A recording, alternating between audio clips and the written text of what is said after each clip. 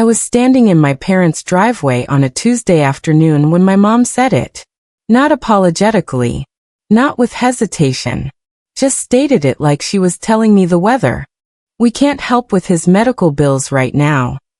I could hear the boat motor in my head before she even finished the sentence. That new 22-foot nitro boat in the garage behind her. The one they'd just financed 3 months ago. The one they'd spent that entire weekend bragging about at the lake. My brother Marcus was sitting in an orthopedic clinic 45 minutes away, learning to walk again after a forklift at his warehouse job crushed both bones in his lower leg. Compound fractures. 2 surgeries already. Physical therapy that his insurance wouldn't fully cover. Out-of-pocket costs creeping toward $11,000. And my parents had just spent $41,000. I remember the sound of the wind chimes she'd hung by the porch. That specific bright, cheerful jingling. The smell of fresh mulch from their landscaping. They just upgraded the front beds, too. All these little perfect things in place. All these small comforts assembled while my brother was learning to use crutches. That's when I decided I wasn't going to let this be normal. I wasn't going to nod and leave and pretend this was just how our family worked. I wasn't going to be the person who accepts the unacceptable because it's easier than being uncomfortable. You need to understand something first. This wasn't sudden. This wasn't my parents making one bad call in a moment of financial ignorance. This was the punchline to a joke that had been playing for years. When I was 17, I broke my wrist. Spiral fracture. I needed a specific kind of cast, the good kind, the one that actually immobilized it properly. But our insurance had a deductible my parents said was too high. So I got the cheaper option. The one that moved too much. I wore it for 8 weeks in that state. It healed wrong. I've had wrist pain ever since. 13 years. They never apologized for that. Never acknowledged it as a problem. My sister needed braces. Not cosmetic, a legitimate functional issue where her bite was affecting her jaw development. The orthodontist recommended early intervention. My parents told her she'd have to earn the money herself. She was 13. She got a job bagging groceries and started saving. Got $50 a week. Braces cost $4,000. She made it to $2,000 before she gave up. She's 30 now. She still has jaw pain. My dad had this thing about money. Not that he didn't have it. They were comfortable. He ran a successful HVAC business. Good income. But he had this philosophy that extended family shouldn't coddle kids. That struggle builds character. That asking for help meant you were weak. Except that rule only applied to us. When his brother's business failed in 2008, my dad quietly paid off $20,000 of his debt. No announcement. I only found out because I overheard a phone conversation. And that was fine. That was family looking out for family. That was what you do. But when I needed help, when my sister needed help, we were learning life lessons. The boat appeared in their garage on a Saturday in March. They'd been talking about it for months. A real investment in our lifestyle, my dad called it. They were both retirement age. Travel was the thing now. Weekend trips to the lake. My mom posted a picture of them on Facebook with champagne glasses. Both of them smiling in a way I hadn't seen in years. It looked like freedom. 2 weeks later, Marcus called me from the hospital. The details don't matter much, except that they do, because they're the reason he needed money. Real money. Not a whim. A necessity.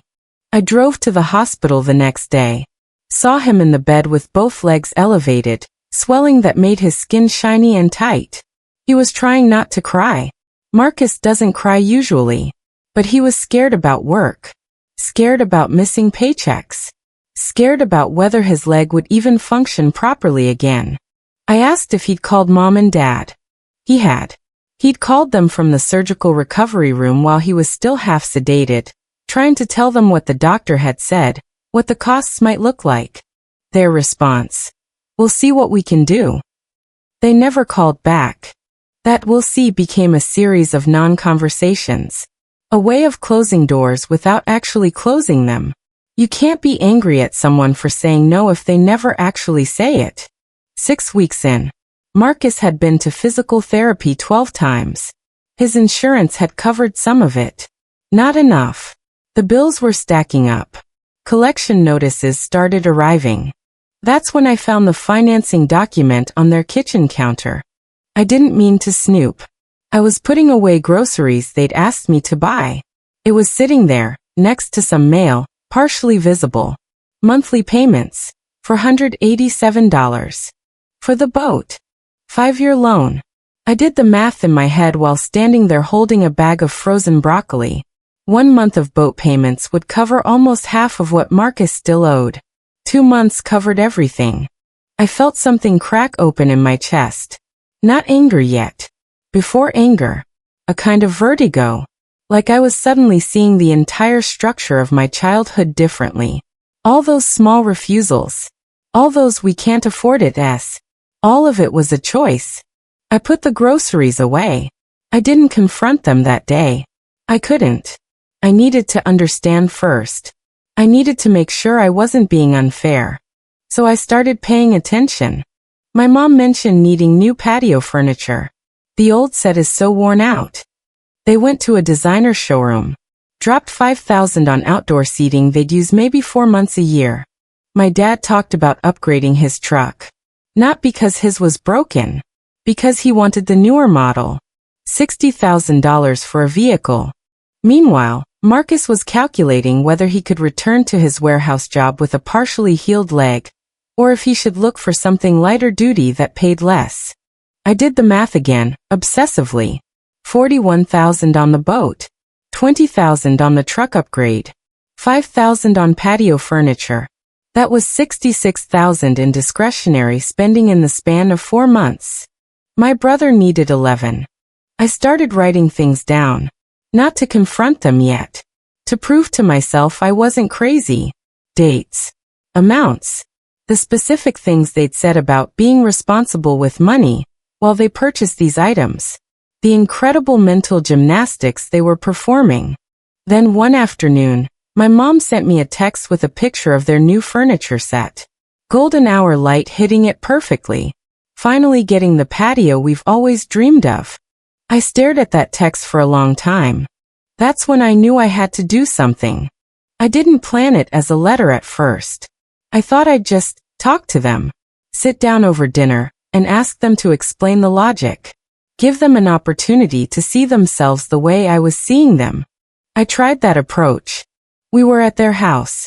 My mom had made pasta. We were all sitting around their kitchen table. My parents, Marcus, and me. Everything was normal and terrible. I asked my dad, casual-like, what he thought about Marcus's recovery timeline. How he was doing. He's strong, my dad said. He'll bounce back. Kids are resilient. Marcus is 32. I asked if they'd thought any more about helping with the medical costs.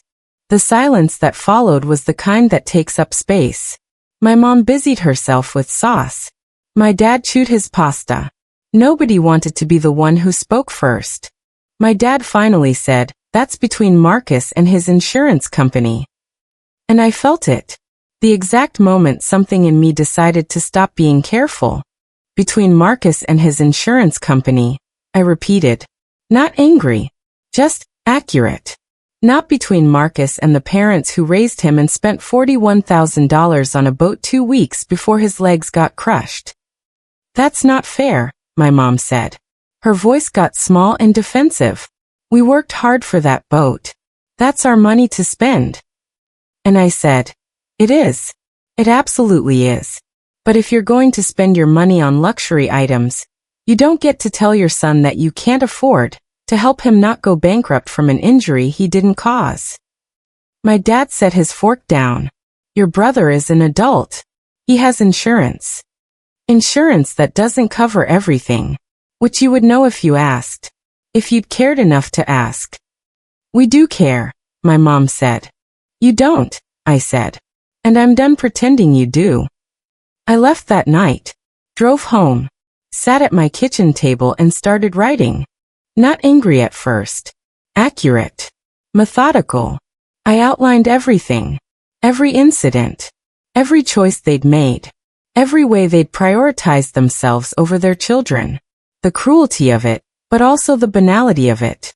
This wasn't dramatic evil. This was ordinary selfishness. This was people who wanted to be thought of as good while doing the opposite of good. I wrote for 3 hours straight. Then I let it sit for a week. I reread it. Edited out the phrasing that was just me being mean. Kept in the phrasing that was just me being true. I wanted them to understand what I was saying, not dismiss me as an angry kid venting. The letter was maybe 8 pages. Single-spaced. I scheduled a meeting with them. Not a conversation. A meeting. I was going to read the letter out loud, and they were going to listen. This was on a Thursday evening in their living room. Both of them on the couch. Me in the chair across from them. I had the printed letter in my hands, and my hands were shaking, but I started reading. I read about the broken wrist. About the cheap cast and the pain I still have. About never getting an apology for that. I read about my sister and the braces and the jaw issues that have lasted her whole adult life. I read the specific numbers. The boat. The truck. The furniture. The choices made in real time while Marcus was in physical therapy. I read about what it felt like to be the child of parents who had enough, but not enough to care. Or maybe enough money but not enough courage to just admit they didn't want to help. I read about the contradiction between who they claimed to be and who they actually were. My dad interrupted me maybe a third of the way through. "This is disrespectful," he said. I looked up. "I'm not done." "I don't care. You don't talk to us this way." And I did something I'd never done before. I didn't apologize. I didn't soften.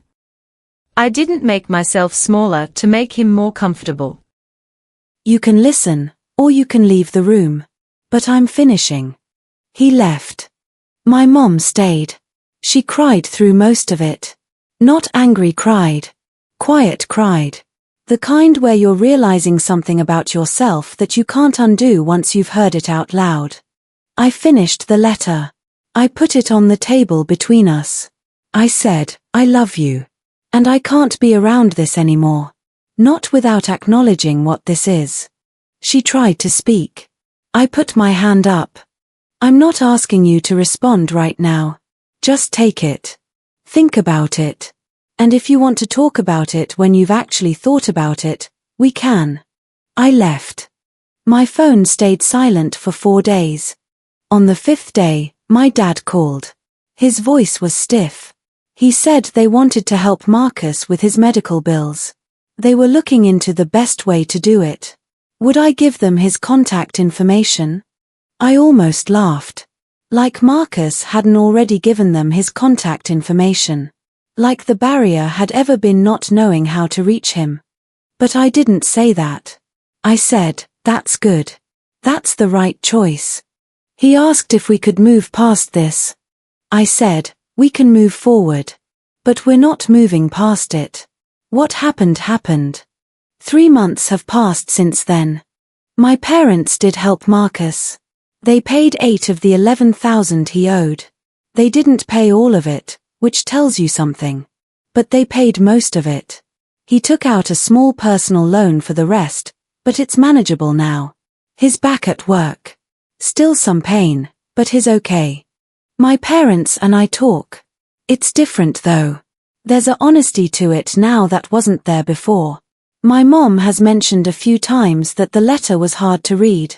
My dad still hasn't really addressed it, but he's started asking Marcus about his recovery without making it weird. Small shifts.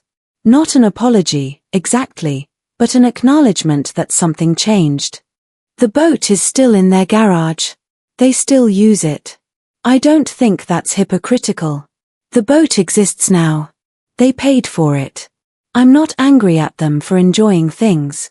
I'm just no longer lying about what it means when you choose things over people. But here's what I want you to understand, especially if you're in a situation where you're the person screaming into the void about something that's obviously wrong to you but that everyone else seems fine with. The moment that mattered wasn't the letter. The moment that mattered was when I decided that my integrity mattered more than my parents' comfort. I could have stayed silent.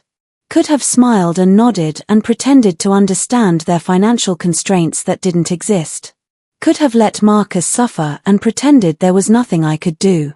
Instead, I chose to be the person who says the thing out loud. And yeah, it was uncomfortable. Yeah, there was fallout. My dad was angry. My mom was devastated. For a while, there was this cold tension in every conversation. But I could look myself in the mirror. That matters. It seems small until you've lived without it for a long time, and then it becomes the only thing that matters. You might be the person in your family who points out the contradiction between who everyone pretends to be and who they actually are. You might be the one who has to speak truth when it would be easier to stay quiet. That's hard. But the alternative, becoming someone who watched injustice and said nothing, that's harder. The thing about setting a boundary with people you love is that it doesn't guarantee they'll change. Sometimes they do. Sometimes they just learn to live with the boundary, and the relationship becomes smaller, quieter. You see each other on different terms. That's okay. That's actually healthy. I realized something sitting in my parents' living room after my dad left and my mom was quietly crying. I'd been waiting for them to be the people I needed them to be. And they weren't going to be. They couldn't be, or they wouldn't be, and the difference between those two options didn't really matter to me anymore. What mattered was what I did with that information. There's this moment, very small, very specific, that I keep coming back to. It was about a week after everything happened. I was at Marcus's place helping him organize his kitchen since it was hard for him to stand and reach. My dad called him. Marcus picked up. They talked about his recovery, his work schedule, timing for returning to the warehouse. And then my dad said, "I'm proud of you for handling this the way you have." It was a small thing. But it was the first time, maybe ever, that my dad had acknowledged that Marcus was strong for something real. Not just generic encouragement, but an actual recognition of his strength in a difficult situation. When Marcus hung up, he looked at me. "Do you think they understand now?" I said, "I think they're starting to. And maybe that's all we can ask for. Not perfection. Not a miraculous transformation. Just the beginning of understanding that the choices we make matter. That the people we love deserve better than indifference dressed up as circumstance." If you've ever been in a situation where you had to choose between being comfortable and being honest, and especially if you chose honest, you know what that costs. You know how much easier it would have been to keep quiet. But you also know what it means to have integrity. To be someone your own conscience doesn't shame you for becoming. That's not a small thing.